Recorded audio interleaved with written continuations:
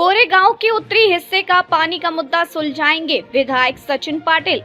जल संघर्ष समिति की कड़ी आलोचना। जनता दरबार से अनुपस्थित अधिकारियों को निलंबित करने का नोटिस। पलटन कोरेगांव के विधायक सचिन पाटिल ने आज बाथर स्टेशन पर एक जनसभा को संबोधित करते हुए विश्वास जताया कि चाहे कुछ भी हो जाए वे इस क्षेत्र के 26 गाँव की पानी की समस्या का समाधान करेंगे। बाथर स्टे में फलटन तालुका स्थित कोरेगांव तालुका के 26 गांव की विभिन्न समस्याओं को समझने के लिए फलटन कोरेगांव विधायक सचिन पाटिल की उपस्थिति में एक सार्वजनिक बैठक का आयोजन किया गया। इस अवसर पर कोरेगांव प्रांत अधिकारी अभिजीत नायक, तहसीलदार संगमेश कोरे सहित विभिन्न विभागों के अधिकारी उपस्थित थे।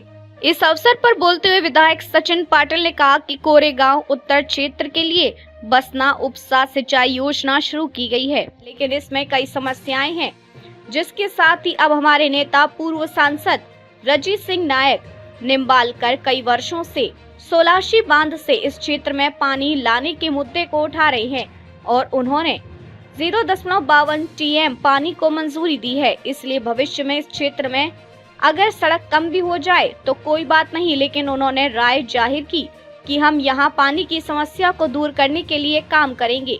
जनता दरबार में 26 गांव से लगभग 110 शिकायतें आई, जिनमें से 80% समस्याओं का आज समाधान कर दिया गया। अन्य शिकायतों का भी जल्द समाधान कर दिया जाएगा। लेकिन विधायक सचिन पाटिल ने कहा कि जो अधिकारी आज जनता दरबार में उपस्थित नहीं हुए, उनके खिलाफ वे निलंबन का कड़ा रुख अपनाएंगे। इस जनता दरबार में विभिन्न विभागों की शिकायतें पढ़कर सुनाई गई। सबसे अधिक शिकायतें वाले महावितरण विभाग को लेकर विधायक सचिन पाटिल आक्रामक हो गए। इस समय उपस्थित ग्रामीणों ने मांग की है कि अनुपस्थित महावितरण अधिकारी को निलंबित किया जाए। इस समय विधायक पाटिल ने तुरंत महावितरण के वरिष्ठ अधिकारियों को बुलाया और उन्हें इन अधिकारियों को निलंबित करने का निर्देश दिया। इस अवसर पर शाहजी भोईटे, विजय चौहान, दत्तात्रेय धूमल, अमित चौहान, मंगेश सितोले, नितिन चौहान, बाला साहेब देशमुख, सचिन जाधव और अन्य ग्रामीण उपस्थित थे। इथून भविष्य काळात जी आज आपलं कार्यालय गच्च बनलं ते भविष्य काळात ते कार्यालय गच्च भरू नये याची काळजी आता आपण घेणार आहोत। आपले संबंधित अधिकारी आपल्या बरोबर असतील, आपले सर्व कामं ते व्यवस्थितपणे पार पाडतील याची मला खात्री आहे। कारण हे आपण जो कार्यक्रम उपस्थित केला तो कार्यक्रम एवढ्यासाठी होता की ही गर्दी आपली आजची जेवढी होती तेव्हा नंतर मी भविष्यात जेव्हा कार्यक्रम घेईन असाच जो आज घेतला तो कार्यक्रम, त्या कार्यक्रमाला ह्या पुढच्या मला मोकळ्या दिसाव्यात अशी मी अपेक्षा करतो। पूर्णपणे 26 गावाचे प्रश्न कायमस्वरूपी सुटले पाहिजे। परत इथं तक्रारीसाठी आपल्याला इथं येऊन बसावं लागलं नाही पाहिजे। कुणी जेवढं कार्यालय गच्च बनलंय तर मोकळं कार्यालय असल्यानंतर मला खूप आनंद होईल। त्या दिवशी मी समजेन की मी चांगल्या पद्धतीने या 26 गावाचं काम करतो, या तालुक्याचं चांगल्या पद्धतीने प्रतिनिधित्व करतो, याचा मला आनंद होईल। तेव्हा मी तीच काळजी आपली सगळ्यांची घेईन। जे अधिकारी नाहीत त्या अधिकाऱ्यांना मी त्या कडक स्वरूपाच्या सूचना देऊन जे आले नाहीत त्यांना कामावर निलंबित करावं असे आदेश मी त्यांना काढायला सांगतो। त्याचबरोबर या 26 गावाचा सगळ्यात जवळचा प्रश्न आहे साहेब, एखादा रस्ता आमचा कमी झाला तर चालेल, पण 26 गावाचा पाण्याचा कायमस्वरूपी प्रश्न सुटला पाहिजे ह्याच्यासाठी मी खास प्रयत्नशील आहे। आपल्या खासदार साहेबांनी 0.52 टीएमसी पाणी मंजूर करून घेतलेलं आहे।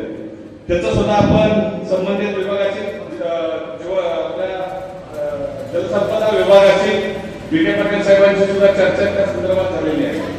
त्याचा सुद्धा आपण सर्वे लवकरात लवकर सुरू करतोय। पहिले सर्वे 2 कंप्लीट झालेले आहे आणि नंतरचा सुद्धा वसना उपचार योजना आहे, पूर्वी पण चालू आहे, पण ते चांगल्या पद्धतीने चालू नाही। ती डिटेल करायची काय नाही, त्याचं काम व्यवस्थित न झाल्यामुळं त्याला जेवढा डिस्चार्ज मिळाला पाहिजे तेवढा डिस्चार्ज मिळत नाही, त्यामुळे पाणी तेवढ्या उपलब्धतेने प्रत्येक गावात जात नाही।